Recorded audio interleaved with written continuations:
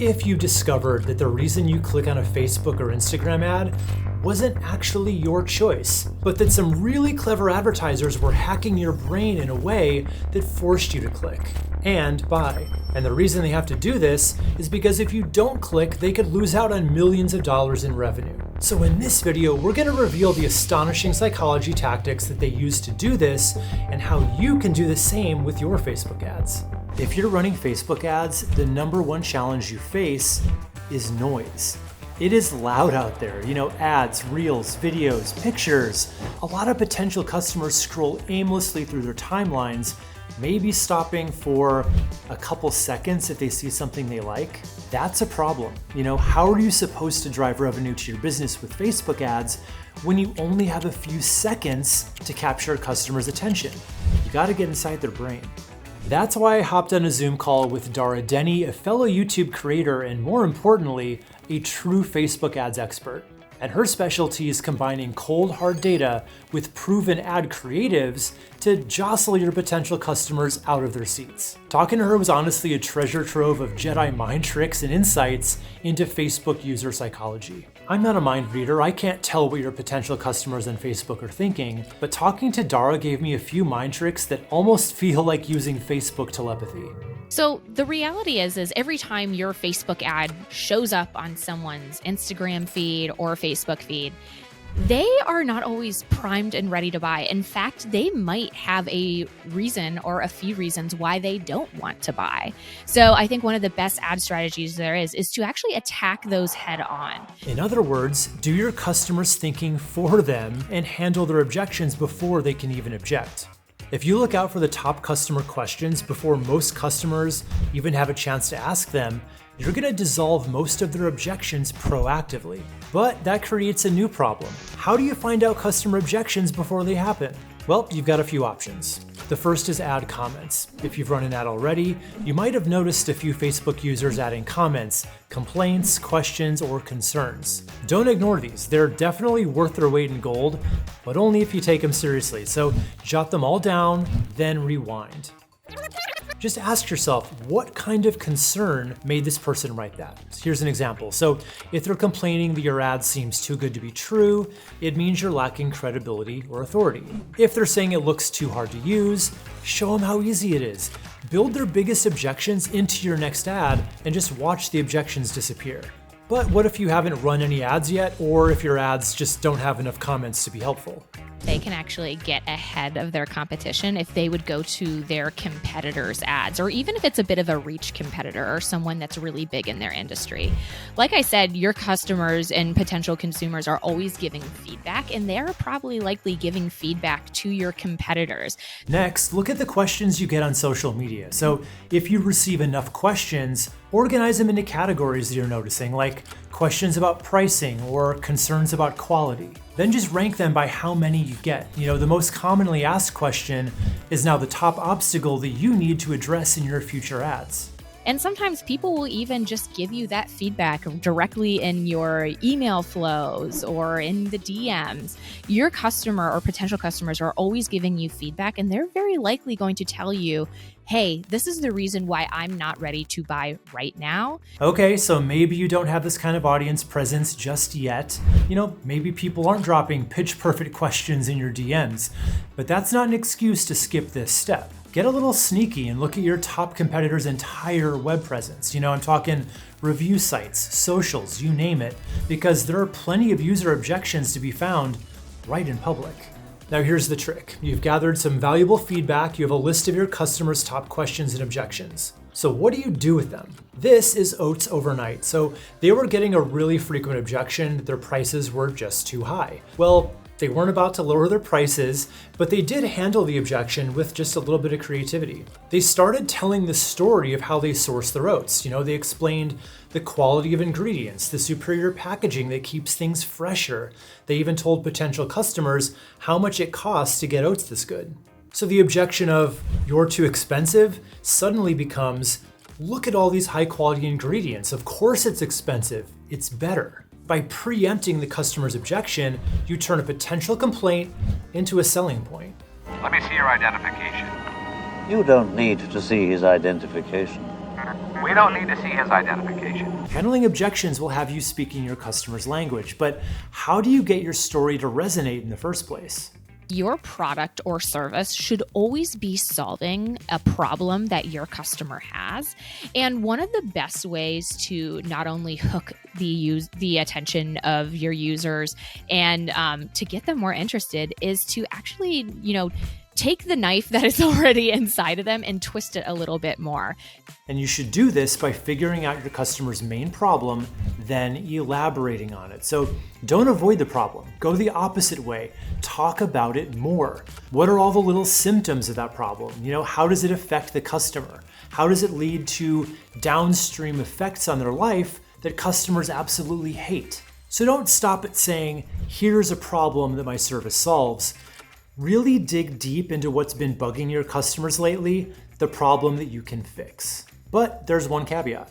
So what about Facebook? I know that they typically don't want you to stir up those negative emotions in your ad creatives, right? So how do you twist the knife if you have to kind of tread lightly with your language?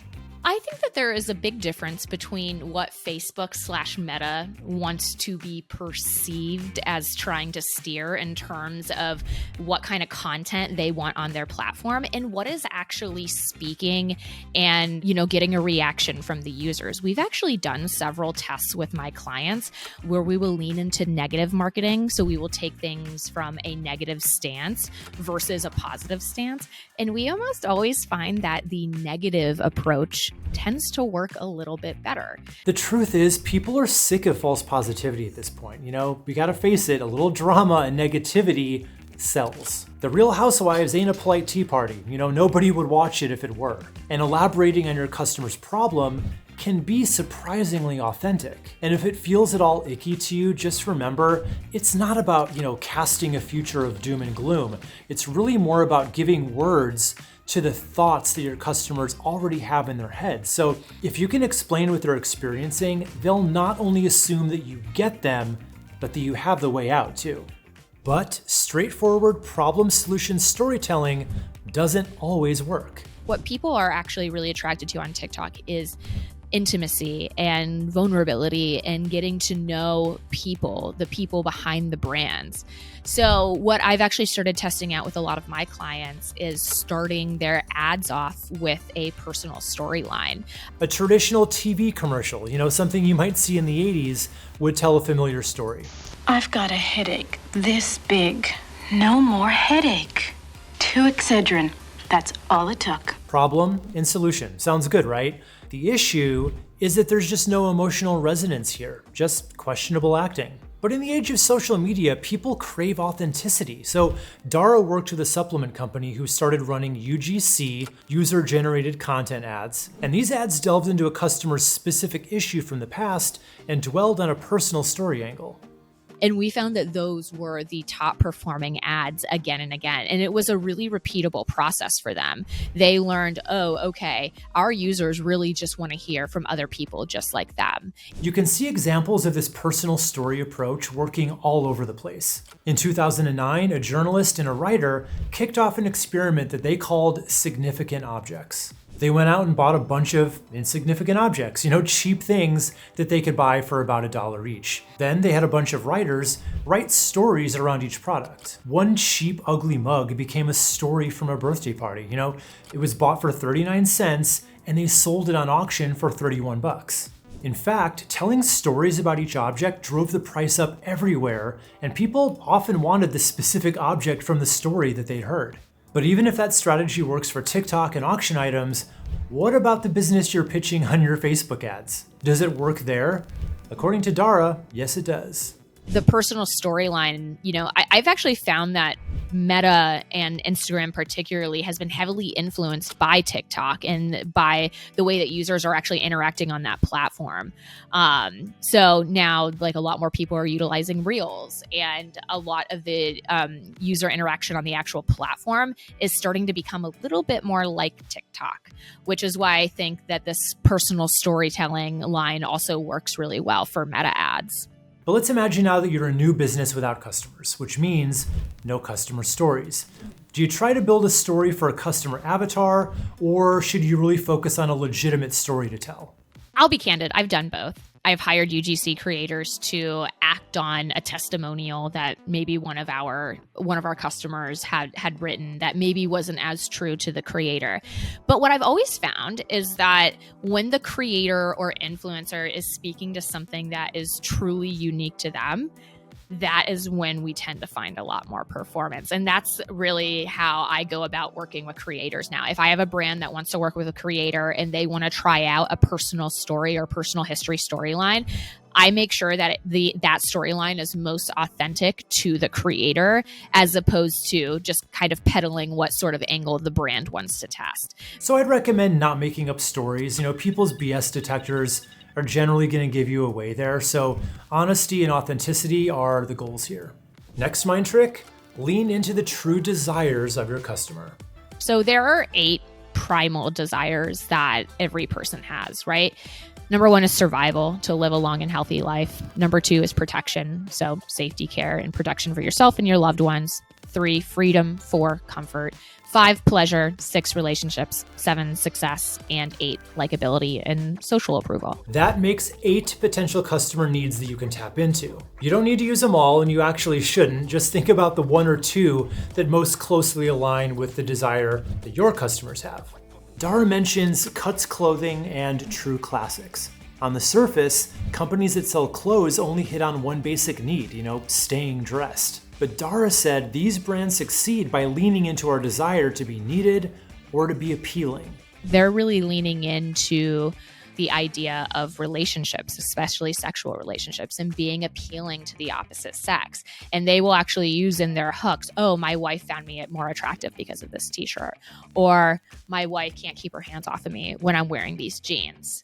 So if you take a step back and you think about, hey, what do my customers actually desire? Not just like from the product, not just from the problem that we're solving. 100% cotton, machine washable. That's all well and good, but my wife couldn't keep her hands off me after I put on this shirt is a much more primal reason to click.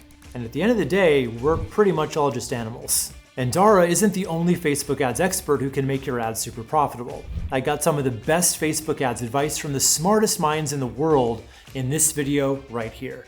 It's basically 15 minutes straight of genius level Facebook ad tips and strategies that even a beginner can pick up and run with. So click right here and we'll show you everything.